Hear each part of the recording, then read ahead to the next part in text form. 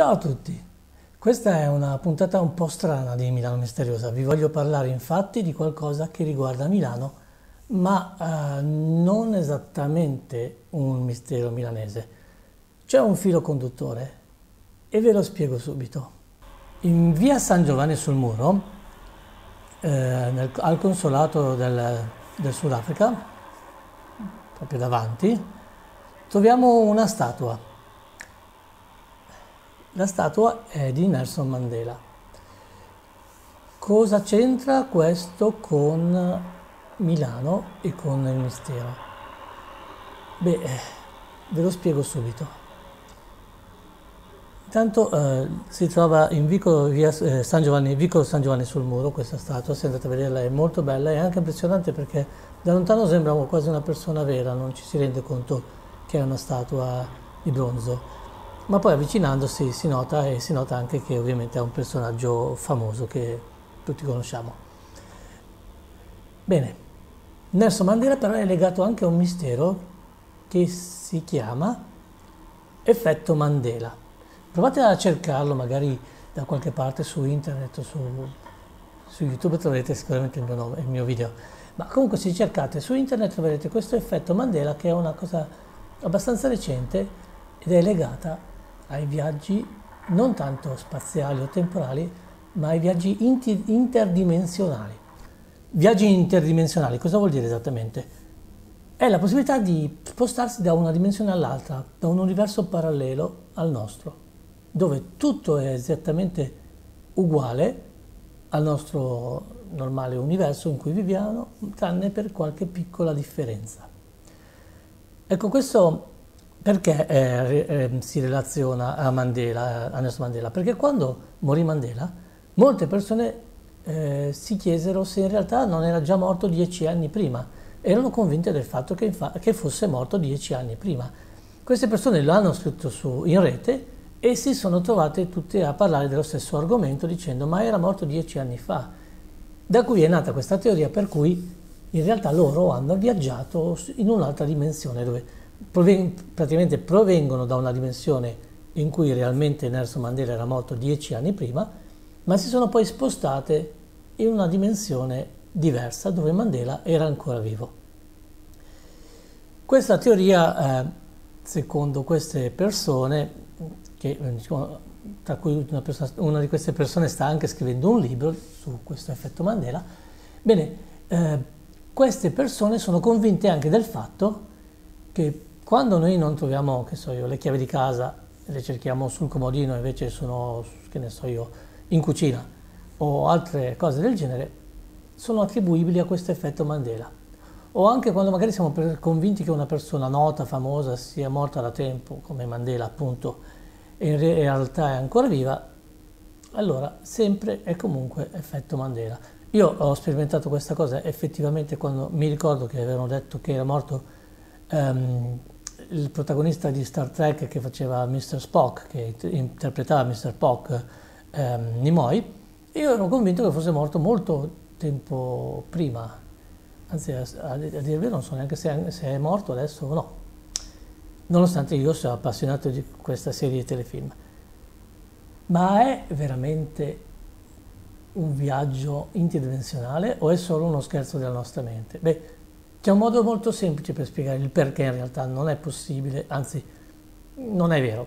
Semplice, se fosse vero, dato che le probabilità che un qualcosa di poco importante o poco determinante nella nostra vita cambi rispetto a un qualcosa di veramente determinante e che sicuramente ci ricorderemo, faccio un esempio. Se io lascio le chiavi sul tavolo e poi non le trovo, o gli occhiali sul tavolo e poi non le trovo in bagno o in cucina, posso dire, oh, ho viaggiato in un'altra dimensione, che bello. Ma se io parcheggio la mia macchina, che è un Panda, e il giorno dopo torno a prenderla ed è una Ferrari, beh, allora lì sì potrei dire, caspita, ho viaggiato in uno spazio interdimensionale.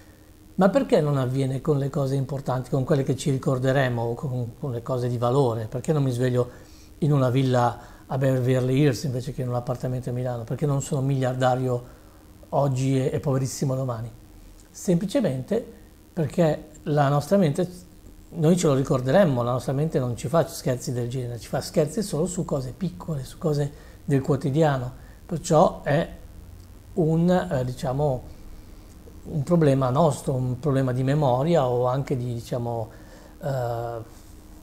semplicemente di, non mi viene il termine, scusate la mia mega pausa, è un problema di concentrazione, appunto, la memoria a volte fa brutti scherzi.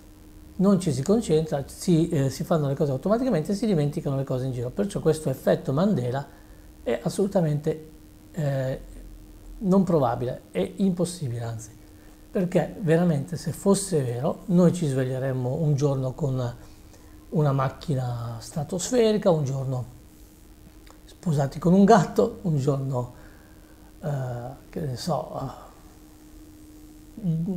senza denti, un giorno con i denti, un giorno di una razza diversa, un giorno, insomma, ci cambierebbe sempre tutto davanti agli occhi, anche per le cose importantissime. Perché? Perché in realtà le probabilità che qualcosa di poco importante cambi, per cui noi quando facciamo un viaggio interdimensionale, sono le stesse di qualcosa di esageratamente grande.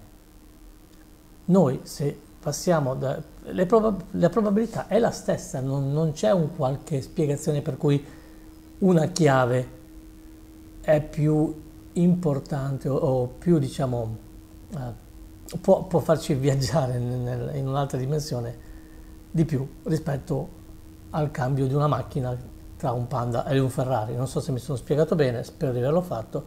Comunque, per questioni probabilistiche, se dovessimo viaggiare da una dimensione all'altra, lo faremmo sia ricordandoci o scordandoci delle cose piccole, sia ricordandoci e scordandoci di cose abnormemente importanti e perciò che sarebbero ben fissate nella nostra mente. Ecco spiegato l'effetto Mandela. È semplicemente uno scherzo della nostra memoria. Quando non troviamo le chiavi di casa, le case di chiavi, non diamo colpa all'effetto Mandela, diamo colpa alla nostra distrazione. Se invece vi capita di svegliarvi un giorno con nel letto Nicole Kidman, allora l'effetto Mandela è reale, a meno che voi non siate il compagno di Nicole Kidman. Ciao al compagno di Nicole Kidman che so che mi segue, questo video finisce qui, vi saluto, è molto più grezzo ovviamente dei soliti miei video, ma ci tenevo a fare questo piccolo gioco, questo scherzo, e ho deciso di farlo sul format Milano Misteriosa perché è quello a cui tengo di più. Ricordatevi di iscrivervi al mio canale, qui dovrebbe venire fuori da qualche parte la grafica, un cerchietto in cui se cliccate vi iscrivete al mio canale, importantissimo per me ma anche per voi, ho toccato il microfono, importantissimo per me ma anche per voi, perché se vi iscrivete al canale e cliccate sulla campanella che c'è di fianco a iscrizione al canale, avrete sempre i miei video quando escono. I miei video escono molto raramente, non ho una frequenza fissa, perciò se volete sapere quando escono dovete per forza iscrivervi, se no ve li perdete. O altrimenti seguitemi su Facebook o su Twitter o su Instagram o su qualsiasi altro media che utilizzo, ma principalmente iscrivetevi al mio canale YouTube, vi prego. Ciao e grazie per avermi seguito fin qui.